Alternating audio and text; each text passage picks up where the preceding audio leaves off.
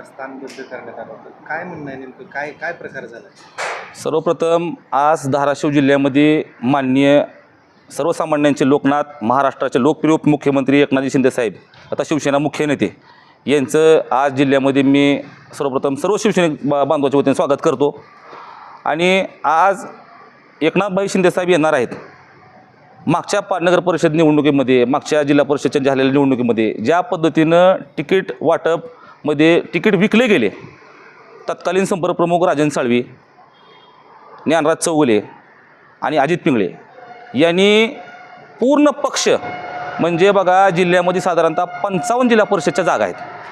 55 पैकी कळंबला 8, धाराशिव तालुक्यातल्या 12 आणि तुळजापूर तालुक्यातल्या 9 अशा 29 जागेपैकी जागा वाटपामध्ये फक्त 5 जागा महायुती म्हणून घेतल्या.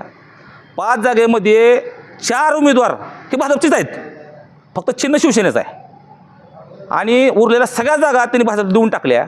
अशा पद्धतीनं त्यांनी जिल्हा परिषद देखील भाजपच्या घशामध्ये घालायचा घाट या प्रभारी जिल्हाप्रमुख ज्ञानराज चौगुले आणि साळवी यांनी केला. ही सगळी तक्रार आम्ही एकनाथभाई शिंदेसाहेबांकडे मांडली. त्या पद्धतीनं राजन साळवीला पदावरून देखील हटवलं आहे. नवीन संपर्कप्रमुख या ठिकाणी नेमले गेलेले आहेत. आता पुढच्या तक्रारी आम्ही करतो आहे. उर्वरित पदाधिकारी पदावरून हटवा, यांना बरखास्त करा आणि आपल्याला वाटेल योग्य शिवसैनिक त्या ठिकाणी पदावर आपण नेमावा. आणि ही मागणी आम्ही त्यांच्यापर्यंत एकनाथभाईपर्यंत पोचू नये म्हणून साधारणतः तुळजापूर, धाराशिव आणि कळंब येथील 50 पदाधिकाऱ्यांना स्थानबद्ध केलं आहे. किंवा कार्यक्रमाला त्यांनी तिथपर्यंत येऊ नये, शिवसेनेनं तर एकनाथभाईंना भेटू नये आणि घरानं सांगू नये, मांडू नये म्हणून कुणालाही भेटू द्यायचं न भेटू द्यायचं त्यांनी एक घाट घातलेला आहे.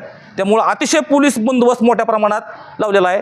अरे तुमच्यात दम आहे, तुमच्यात हिंमत आहे तर आमच्यासमोर भिडायला या ना, भेटायला आम्हाला, तुम्हाला दाखवतो आम्ही. अरे आम्ही गावचे वतनदार आहे, इथं गावामध्ये कार्यक्रम आमच्या तुम्ही येता आणि तर आम्हाला स्थानबद्ध करता काय? अरे पोलीस लोकाला पुढे कशाला घालताय? तुमच्यामध्ये हिंमत आहे ना, या आम्हाला भिडायला या. तुम्हाला 2 हात करायची हिंमत आमच्यामध्ये आहे. आम्ही शिवसैनिक आहे बाळासाहेब ठाकरेंचे.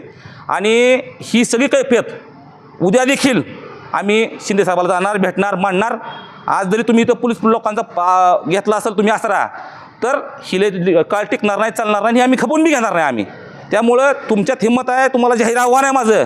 ज्ञानराज चौगुले, अजित पिंगळे, साळवी तर गेला आहे, तुम्हाला आव्हान आहे. तुमच्यात हिंमत आहे, तुम्ही आडवा या, तुम्हाला उत्तर आम्ही काय द्यायचं तुम्हाला आम्ही उत्तर देऊ. पण पोलीस लोकांना पुढे घालून, कारण पोलीस लोकांना सांगितलं आम्हाला शेवटी आमची नोकरी आहे, आम्हाला आदेश आहेत वरून पोलीस अधीक्षकांचे. आता अधीक्षकांना देखील मी फोन केला आहे, पण अधीक्षक मॅडमनी फोन या ठिकाणी उचललेला नाही. मला मॅडमला एवढंच विचारत होतं की नेमकं कुणाच्या आदेशाने आपण कारवाई करताय, का कारवाई करताय? समजा काल नितीन पाटील या प्रकरणात बोलले, नितीन पाटील बोलले म्हणून आपण उर्वरित 50 पदाधिकाऱ्यावर कारवाई का करताय?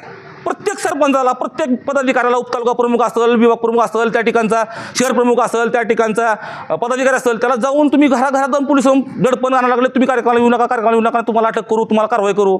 अशा पद्धतीनं राजकारण चालत नसतं. ही लोकशाहीचं राजकारण आहे, हिटलरशाही हुकुमशाहीचं राजकारण नाही संपलेलं आहे आता ही. त्यामुळं ही उद्याची सगळी काही फेर आम्ही श्रीकांत शिंदेसाहेब असतील, एकनाथभाई असतील, ह्यांना आम्ही मांडणार आहेत. आणि याच्यानंतर पुढची आमची राजकीय काय भूमिका असेल ते आम्ही ठरवून आम्ही योग्य घेऊ.